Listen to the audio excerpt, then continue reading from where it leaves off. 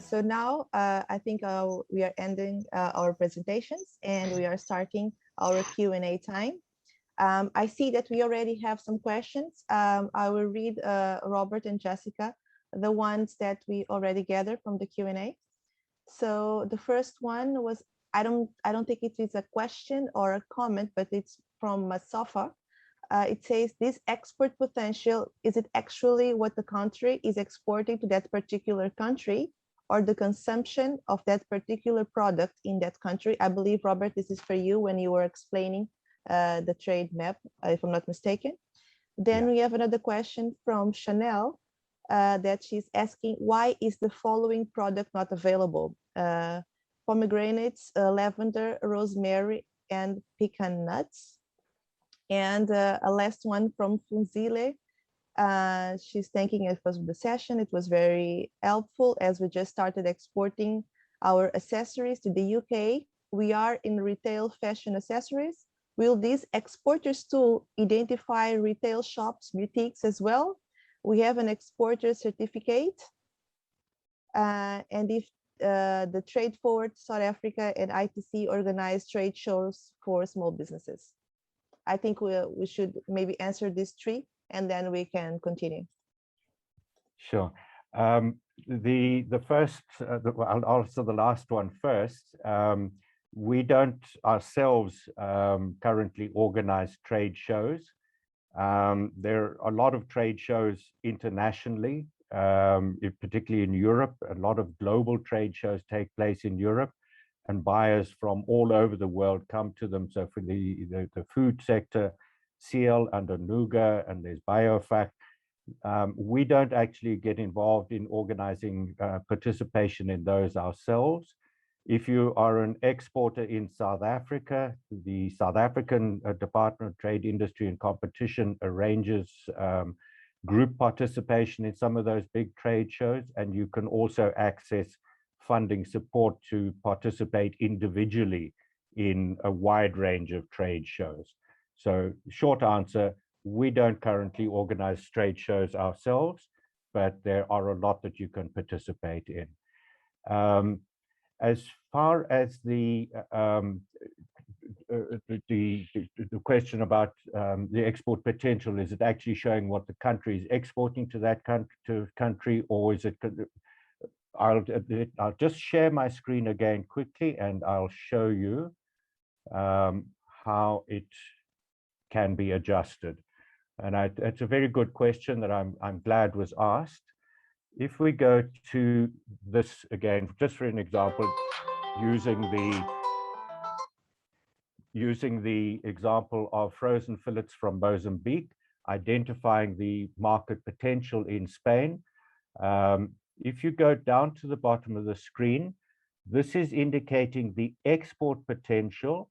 You can change it to the actual export. So this will show you what the actual current exports are from Mozambique to particular countries. And you'll see that that is the specifics of the actual exports going there. You can click on this one and it will give you the potential to actual export gap. Now, for the purposes of a new exporter, that one and this one, the export potential, are probably the tools that are going to help you the most. So this is identifying the potential export or the export potential of this product around the world.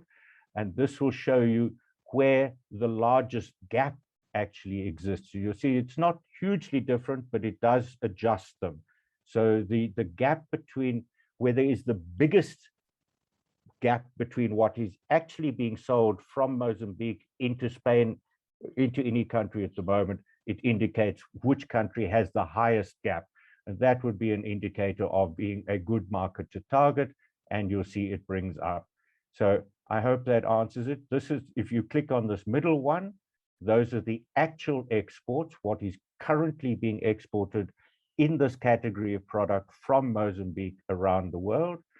But if you're looking to see the export potential, then either of these two I hope everybody can see where my cursor is there or there. This is the export potential, and that is where the gap is the largest. So that is essentially where the largest market opportunity exists.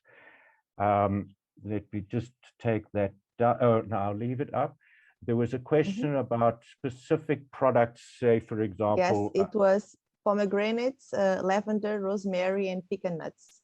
Yeah. Why is not the following product available? Yeah. For that, you need to understand to some extent how the harmonized system of customs classification works.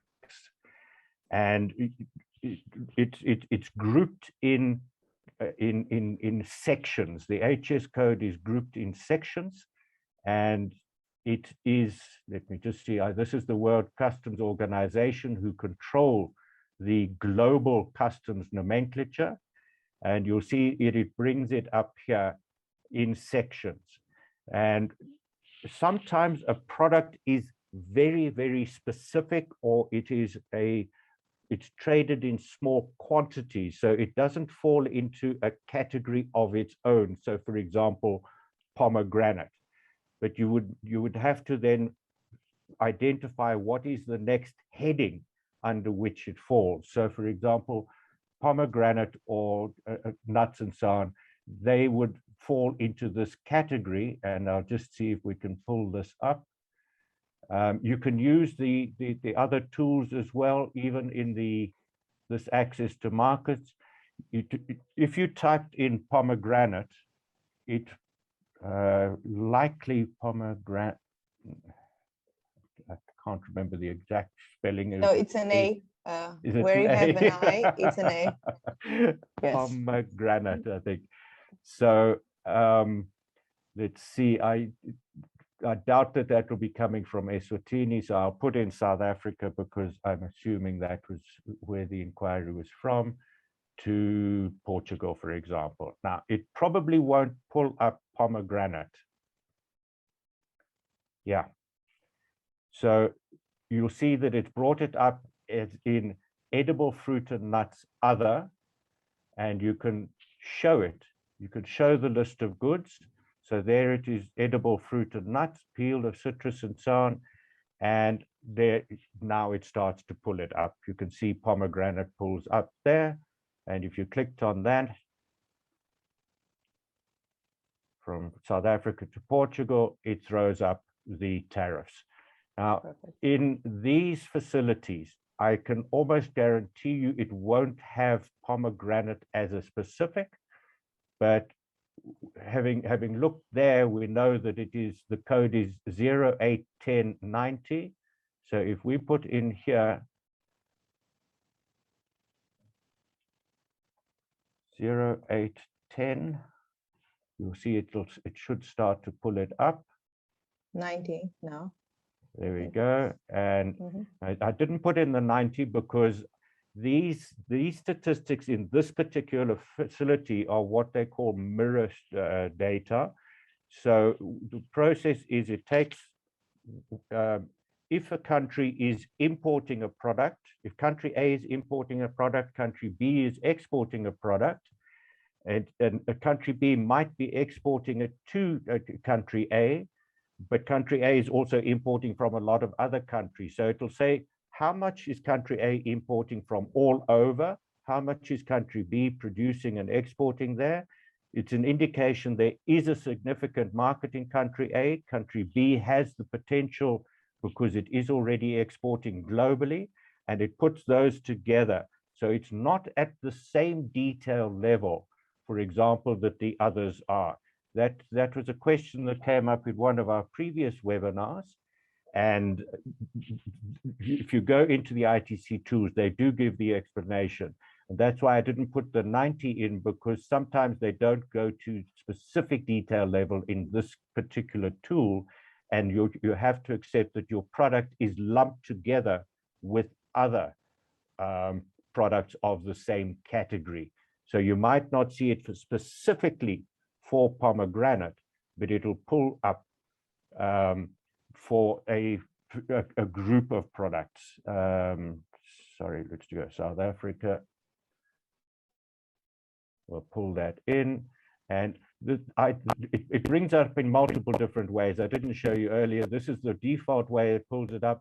I personally find this much easier for me to understand. So an exporter of pomegranate from South Africa, unfortunately, it's not giving you in this facility specific to pomegranate. You have to accept that it's in the higher group of products, fruit products that are not included elsewhere. So things like oranges and apples and grapes, they go in significant volume, so they'll be specifically categorized. If it's not one of those, then it falls into this group of other, and that will be your indicator. Now, when you get to the other tools, they usually come in a more detailed level. So it was 080, right, bad memory. What did we have? It was 081090. So if we type in, if we go back to here,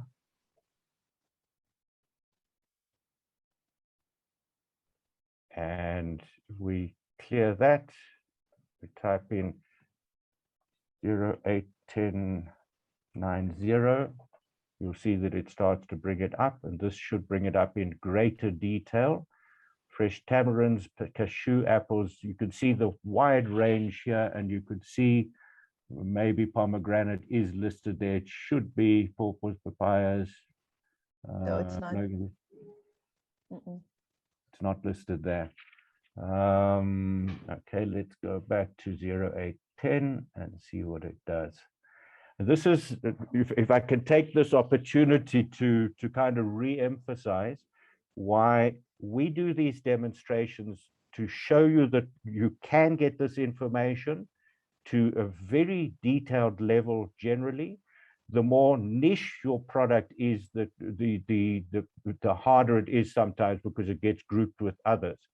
But let's just see if I'm still not bringing up pomegranate specifically. I'm going to try it a different way, and let's see if we type in pomegranate, P-O-M-E-G-R. Let's see what it comes up with. No. So you would have to go with the other grouping of 08, and you would have to figure out what is the closest grouping level. We had been looking at 0810. Sorry, this is a good example of why I encourage people after our webinars and at any time to actually go into these tools. You will find information. The number of times I've been online and people ask me for information, and it's just one of those things. It's like looking for an email when you're in a telephone call. You can't find it when you're on the call. You put the phone down and 3 minutes later you found it. You need to take a bit of time to practice with these, and you will find the information you're looking for. So you can see that it does go down to a fairly detailed level, but with pomegranate, if it is not specifically mentioned, then it falls into a grouping, and you can usually go onto a level higher than the detail level. Now, for example, this is the category that pomegranate would fall into, and it will bring up companies importing that range of product in Germany, and you could also use it to get that information of who are the big suppliers in Germany. You can see here the range of products. So for each of these, if you clicked on that, edible seeds, fruit, air-dried, fruit, organically farmed, tropical, subtropical, whatever your particular product category grouping is most likely to be, you can pull that up, and it'll show you, for example, here. Now, all of these tools work on the basis of the harmonized system of customs classification. And as soon as you get into export, you'll realize how it works. It's like, simplistically, if you don't have a category for Chihuahuas or Pomeranian poodles you know that falls into the category dog, for example, and that's the kind of way it works. So you will be able to find the information for your product. Your product may, in certain circumstances, be grouped together with other niche products. I hope that has helped to explain that that question I there. believe so, Robert. We have a few more questions, and Yes. I believe we have some for Jessica as well. We Yes. have Nathan asking Jessica, what are the costs for X-Border? And Lassie asking, is the software tailored for each company needs? Yeah, so thank you, Nathan. Thank you, Leslie. Basically, cross-border, we do look at clients specific, their needs before we actually deploy any of our software. So we basically have a workshop as part of our whole process. So we look at your specific requirements. So it can be tailored, definitely. And the cost to cross-border, it is dependent client versus other clients, because due to the fact is it's all about your structures and what you would want to achieve in the next 5 years, 10 years. So we look at the whole aspects of it. So I have provided our contact details. It would be also available to all of you if you would like more information. We can provide you with a proposal with a breakdown of any cost, as well as the licensing fees involved with that. And the whole proposal will include what the software can provide to you.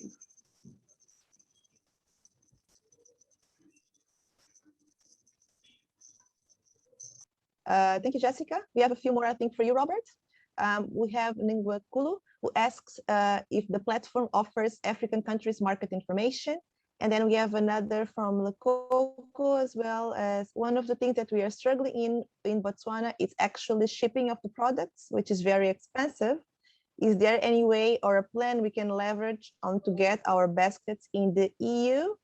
And then we have Suvi asking, how is the export potential calculated? For instance, if I change Mozambique to Namibia, the countries with biggest potential change, why? And Masofa also asks, if time permits, Robert, if you can demonstrate the specific rules for leather bags from Lesotho.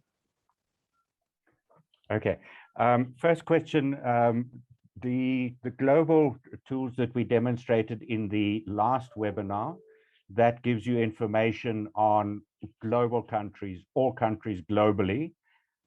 It will also give you, if you're an exporter in Namibia trying to export to Angola, if you're a manufacturer in Botswana wanting to export to Ghana, the tools will give you information there on customs duties. Or certainly it will, first of all, the first tools will indicate what the market opportunity is. And you can also identify what the customs duty is, what the taxes are, and also rules of regulations. I'll just issue a small caution. You know, some economies are highly sophisticated, very regulated. The regulations are very transparent and so on. So, for example, the EU, you will get a lot of information about the rules and regulations.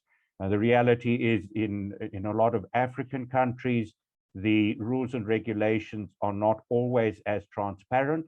The ITC and UNCTAD and WTO, in terms of global agreements, there's constant movement to try to make sure the rules and regulations, even from lesser developed countries, are becoming more and more transparent. So that's just that, yes, the tools cover all countries globally. The global trade help desk tools do cover rules and regulations in Africa, but they can sometimes be a little bit thinner on the ground, if I can put it that way, than, for example, you'll find in the EU Trade Help Desk and the UK Trade Help Desk. We won't have time specifically to look at belts from Lesotho, but particularly that EU Access to Markets facility, that will bring up. So there's a lot of things on REACH chemical compliance and everything that is included there as well.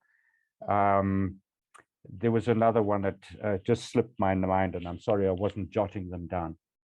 Okay, it is, how is the export potential calculated? For instance, if I change Mozambique to Namibia, the countries with biggest potential change, why? Yeah. Well, because you'll find in some instances there, and in our last webinar, I did it deliberately, you know, for example, I think we put in the market potential of oysters from Namibia, and then changed it to the market potential of oysters from Lesotho. Now, that is a good example. There are oysters produced in Namibia, and they are exportable. There are no oysters produced in Lesotho, so it brings up no data. Now, that is an extreme example. So if you compared the market for oysters from Namibia in a particular globally, or you compared the market of oysters from South Africa, they will show different market potential, because it's done on the basis of Namibia is exporting a certain quantity, a country is importing a certain quantity, and it calculates the gap difference there. Now, if South Africa was exporting logically more than Namibia, that gap difference will be different.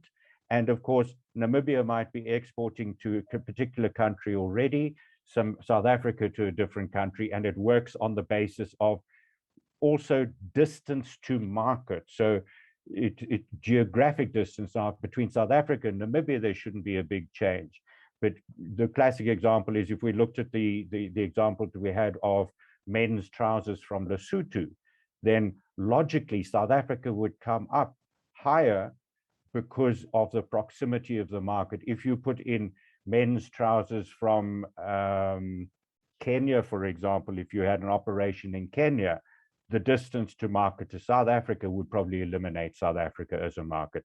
I hope that kind of gives you, it's a very, very complex calculation that's done that brings in existing exports, existing imports, as well as things like distance to market, and even to some extent, how complicated the compliance is for country A in country B versus country C in country D. So it's a very complex behind the scenes calculation that goes on. It's a little bit like you don't need to know how your telephone's insides work as long as you can use your telephone. Thank you, Robert. I think we have one last one. I'm not sure if it's for you or for Jessica. It's also from Gosaitse Lokoko from Botswana. Actually, the shipping of the product is very expensive. Is there any way or a plan we can leverage on to get our baskets in the EU? Yeah, shipping is a complicated issue. You know, you can get different quotes from different freight forwarders, logistics providers. It's a common problem for exporters, not just in our region, but all of Africa. I spent 8 years in Uganda. It costs more to send a container from Kampala to Mombasa than for the container to go from Mombasa to America or the EU.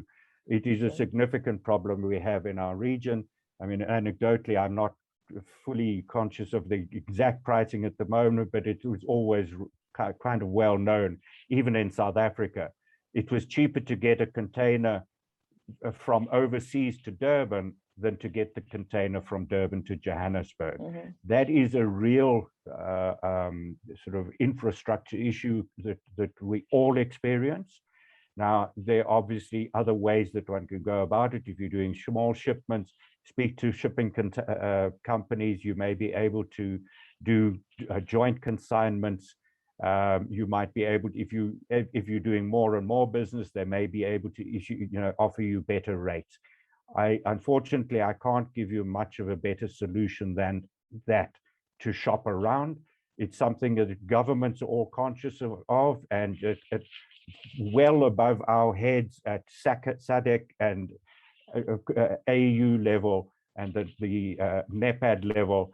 Efforts are being made to ensure that transport and logistics across the continent are, the infrastructure and costs are improved. Yes, thank you, Robert.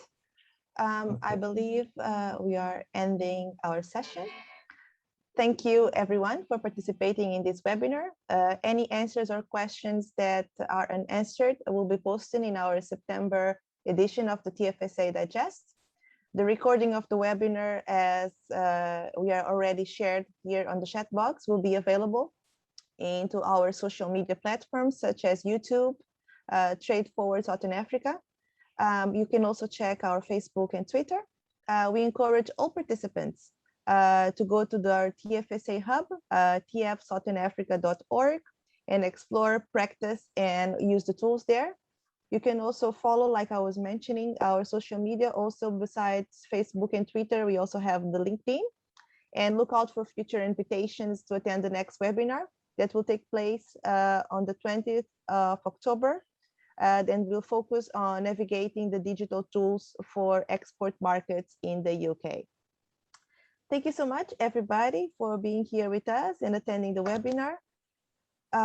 Please don't forget to complete the feedback survey that will pop up in your browser when you leave the webinar. Everyone who completes this survey will be entered into a draw to win a half-hour one-on-one consulting session with Siyakhanda International Trade Concepts.